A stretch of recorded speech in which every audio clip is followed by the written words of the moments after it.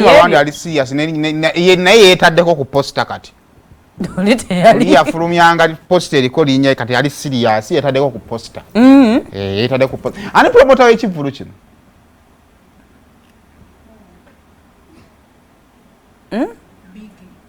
Biggie asisuubira Team Good Music presents Pallaso in the concert. Bana bakutekawo. Wali yaguze. Endongo temugisindika nga musindika music. Omanyi bana Uganda kyendowooza bakuza okusukka ku level ya luyimba kirwalina. I think there is twetaaga celebrating a Pallaso. Kuchakola naddala mu COVID. Naye concert balina gipushinga nga concert. Balina gipushinga nga concert yeetaagayo oluyimba.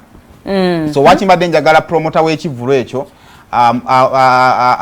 akole yetike n'eddimu eryo promoting oluyimba olunajja Pallaso tajja kukikola oba ontegeera yamaze choosing venue ali cricket oval ayita sima yatugirawo rugby yatukola bubi yatukola bubi posi Pallaso yakola Ekivvulu kyasoma soma ko siku freedom city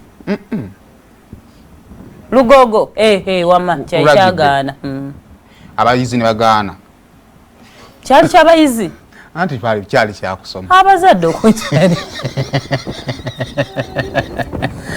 extras bigatuina master chate atuyita okusomesa ku lw'omukaaga ssaawa 2 nga ffe tuba tuwoza ne tugaana anirule naye kirabika ne Pallaso abayizi yabayita mu kaseera kakyamu okusoma kyogamba music Pallaso gwalina compared Chameleon gundi abadde mukadde mu quality alubadde nga lukyali forever. Anga Chameleon lwansi kukyuka. Chameleon takyetaaga luyimba tuyita. Pallaso etaaga oluyimba. Akyetaaga oluyimba. Risk wa COVID tasobola kukola Kivvulu.